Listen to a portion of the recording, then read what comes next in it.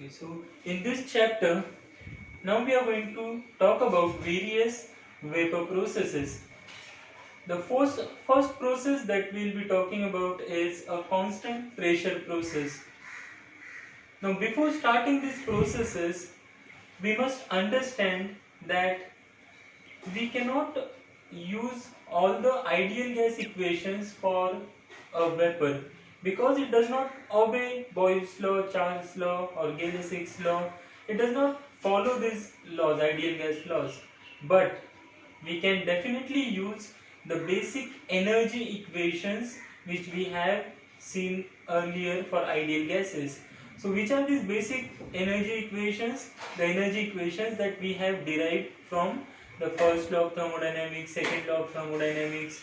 So the equations like Q12 is equal to W12 plus du, that means heat transfer is equal to work transfer plus change in internal energy.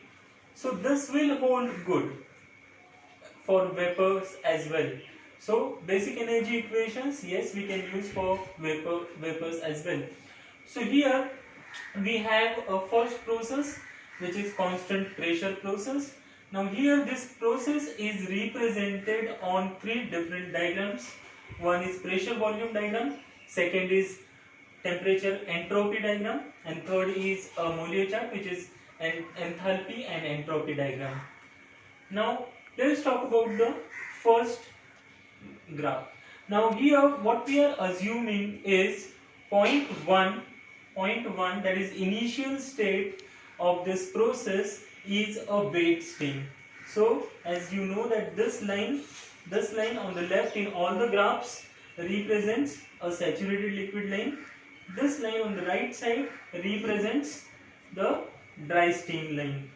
Any point in between these two lines is a wet steam. It will have certain dryness fraction between 0 to 1. So here what we are assuming is that point 1 is in wet region, point 2 is superheated. It is superheated since it is on right side of this dry steam line.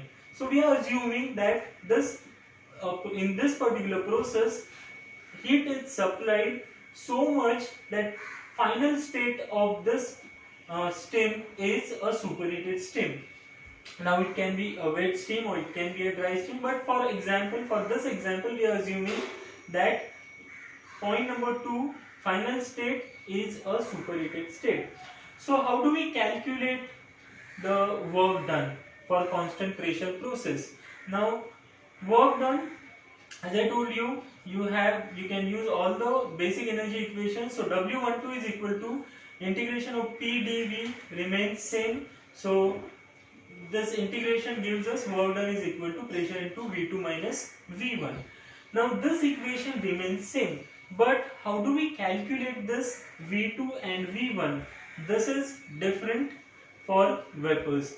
So point 1 is in wet region. Point 1 is in wet region. So for a wet steam, V1 is equal to X1 Vg1. Now this value of Vg1 you will get from steam table corresponding to pressure P. P1 and P2 are same in this case. So V1 is equal to X1 into Vg1. Similarly, point 2 V2, for now V2 here is a superheated steam. So this you will get from a superheated steam table. So here I have written V2 is equal to V sup 2. Now suppose if this steam is in its final condition is not superheated, but suppose this point 2 is somewhere here, that means point 2 is also a wet steam. Now in that case we will calculate V2 as V2 will be X2 Vg2 if this is a wet steam, right? But here we have seen it is superheated region, so it will be V2 is equal to V sup 2. So once we calculate V1 and V2, we can calculate work done as P into V2 minus V1. Now let us consider this part, TS diagram. So in TS diagram we know that this line represents a constant pressure line. In the formation of steam, we have seen that initially temperature increases till the liquid becomes a saturated liquid, then temperature remains constant, and there will be a phase change here.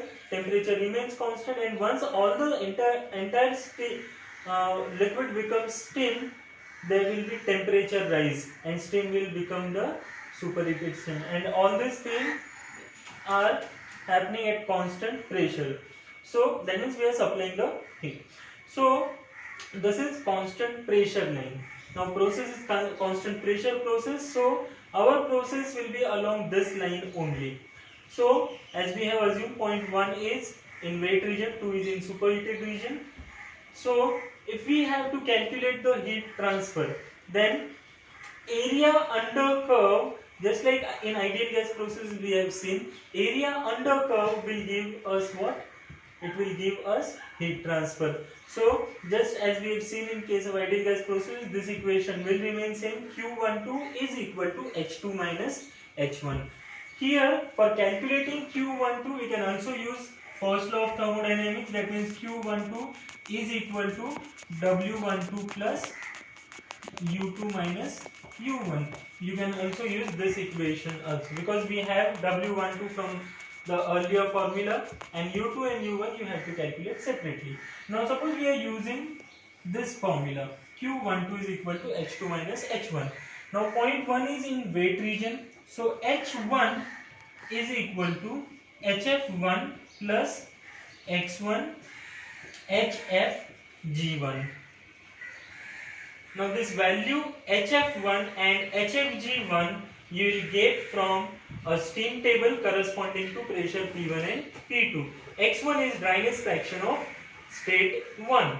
So if we have X1 and if we know the pressure, then we can calculate enthalpy at point 1. Similarly, here we are assuming that point 2 is in superheated region, so H2 will be equal to H sup 2.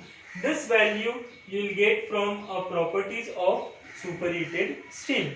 This table is for superheated steam properties. It is given separately as we have seen earlier. So this, if the point number 2 is in superheated region, then you will get the value of enthalpy from superheated table.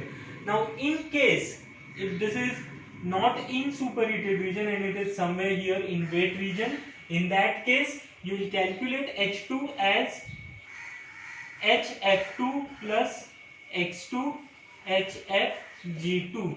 So this will give you the value of enthalpy at point 2 if it is in wet region.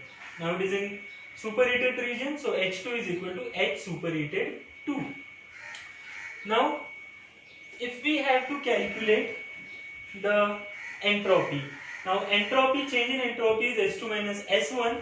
Now similar to S2 enthalpy, we will calculate S1. Since this point is in wet region, S1 is equal to SF1 plus X1 into SFG1. So entropy you can calculate as SF1 plus X1 SFG1. X1 is dryness fraction, SF1 and SFG1 you will get from steam table, and S2, since the point here we are considering in superheated region, so it will be S superheated 2. Now if, as we have discussed for enthalpy and volume as well, if suppose this point 2 is in wet region, if it is in wet region, then how do we calculate entropy? In that case entropy S2 will be SF2 plus X2 into SFG2, and after calculating S2 and S1 we can substitute it here and we can calculate change in entropy.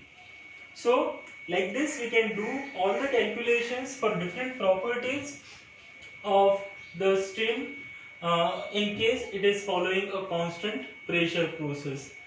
This is the entropy and enthalpy diagram. Critical point, this line represents a dry saturated dry steam line.